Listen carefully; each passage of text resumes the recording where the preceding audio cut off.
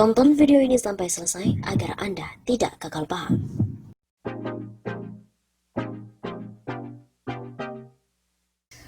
Kita perlu presiden yang tidak dungu.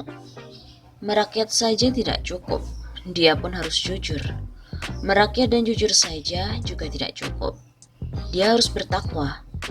Merakyat, jujur, dan bertakwa saja pun belum cukup, dia harus berkarisma dan berkarakter kuat. Indonesia memerlukan presiden yang memiliki semua aspek. Semua itu, dan dia harus cendekia. Sekadar mengingatkan, cendekia mencakup banyak hal yang berbasis dengan IQ tinggi. Begini definisi cendekia menurut Kamus Besar Bahasa Indonesia atau KBBI. Saya kopas langsung dari KBBI Daring. Kalau ada waktu, tolong dibaca beberapa kali definisi berikut ini. Cendekia. Cendekia. 1. Tajam pikiran. Lekas mengerti kalau diberitahu sesuatu. Cerdas dan pandai. 2. Cepat mengerti situasi dan pandai mencari jalan keluar. Pandai untuk menggunakan kesempatan. Cerdik. 3. Terpelajar, cerdik, pandai, dan cerdik cendekia. Berdasarkan definisi ini, seorang presiden yang cendekia harus memiliki kapasitas pikir atau thinking capacity yang berlebih, harus di atas rata-rata. Supaya dia menguasai masalah apa saja, presiden wajib menguasai semua masalah. Kalaupun dia tidak tahu secara detail semua masalah yang terkait dengan penyelenggaraan negara dan pemerintahan, setidaknya seorang presiden memahami simpul-simpul penting dari masalah yang sedang terjadi. Presiden wajib tahu kisi-kisi semua masalah dan peristiwa. Dia misalnya harus paham soal landas kontinen atau continental basin. Ini istilah hukum laut internasional. Tidak harus tahu secara detail, tapi presiden bisa berbicara ketika ditanya tentang pertikaian perairan. Presiden juga harus mengerti serba sedikit tentang ekonomi makro, portfolio investment, capital flight, das capital, tax holiday, Kyoto Protocol, dan lain sebagainya. Presiden mesti mengerti soal debt to GDP ratio supaya dia tidak menjerumuskan negara ke lembah utang, supaya dia tidak memaksakan diri berhutang secara berlebihan. Ada pula istilah debt trap atau perangkap hutang yang harus dicermati. Sangat mungkin debt trap menjadi bagian dari geopolitical strategy atau strategi geopolitik sebuah negara besar. Misalnya, banyak orang yang percaya bahwa China menerapkan ini lewat kebijakan obor atau One Belt, One Road, yang intinya adalah hegemoni dan kolonialisasi dengan casing baru. Presiden yang cendekia pasti bisa mengikuti diskusi tentang biodiversity.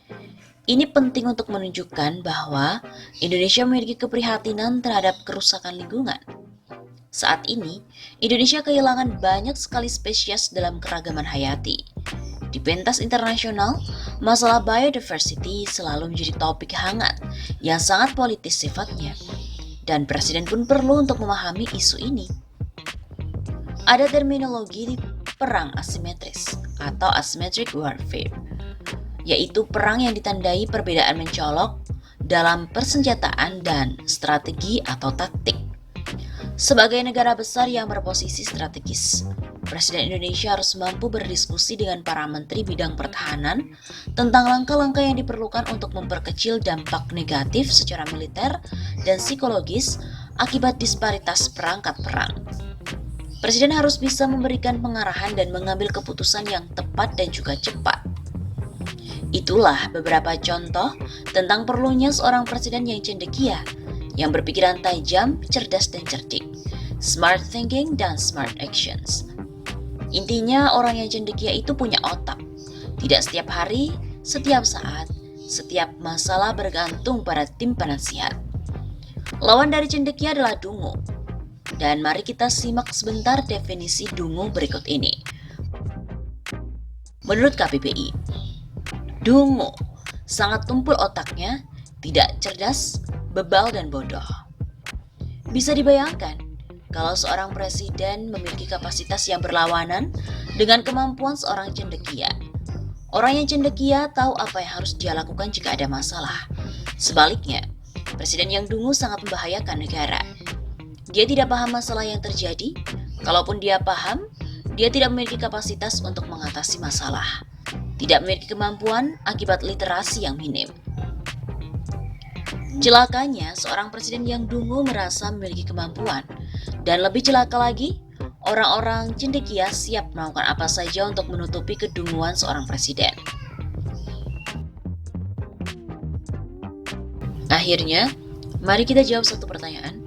Mengapa Indonesia memerlukan presiden yang tidak dungu?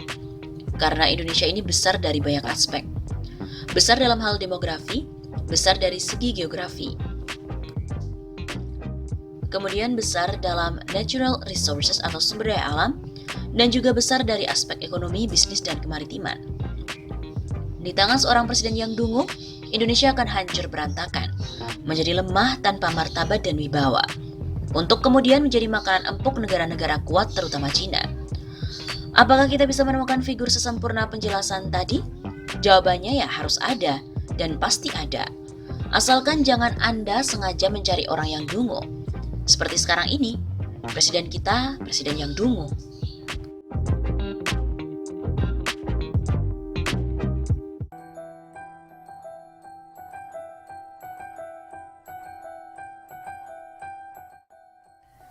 Berani-beraninya Refli Harun umbar, bobroknya pemerintahan Jokowi dan singgung Jenderal Luhut.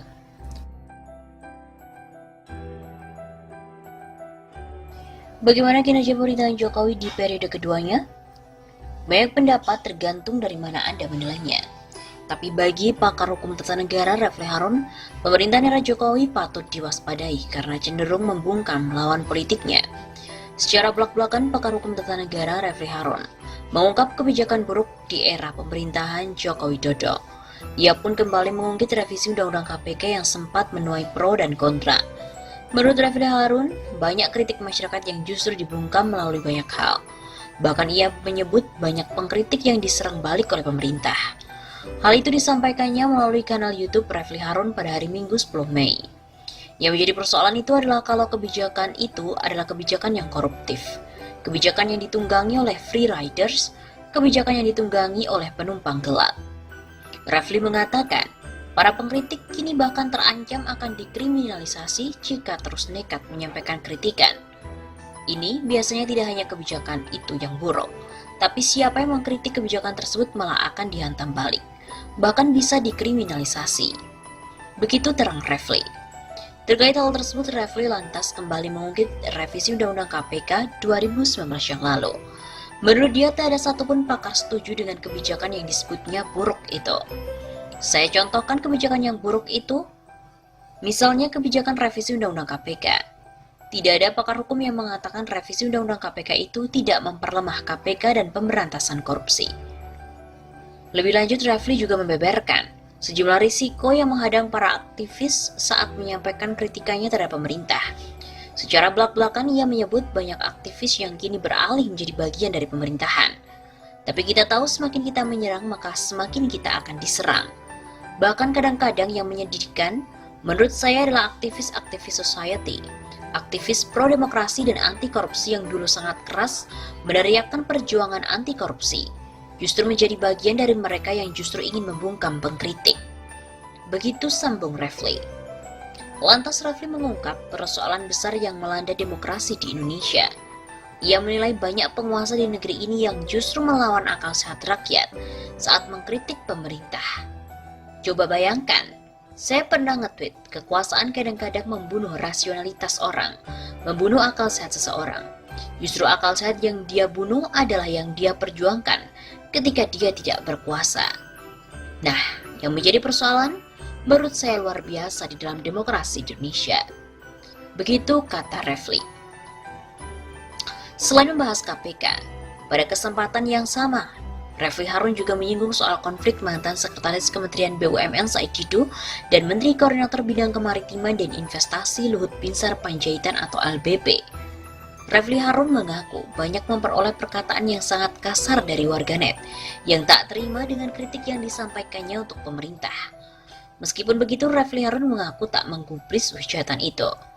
Melalui tayangan YouTube Refli Harun pada hari Minggu 10 Mei itu, ia mulanya menyinggung soal aturan yang bisa saja menjeratnya jika terus-menerus mengkritik pemerintah. Namun menurut dia, risiko bagi pengkritik pemerintah bukan hanya di bidang hukum, tapi juga harus siap menerima hujatan dari para warganet. Kita tahu bahwa ada ancaman aturan yang masih diterapkan, sehingga kita sebenarnya dalam setiap waktu, dalam setiap saat terancam untuk dituntut. Di sisi lain tidak hanya diancam dituntut, tapi juga terancam untuk dibully bahkan dihina. Terkait hal itu, Refli pun mengungkap banyaknya hujatan yang diterimanya lewat akun Twitter hingga YouTube. Ia mengaku enggan menggubris hujatan itu karena bisa menimbulkan sakit hati. Saya kalau baca komentar atas tweet saya atau komentar atas YouTube saya misal, kalau kita nggak kuat, bisa sakit hati. Lantas Refli menyinggung soal perseteruan Said Didu dan Luhut Binsar.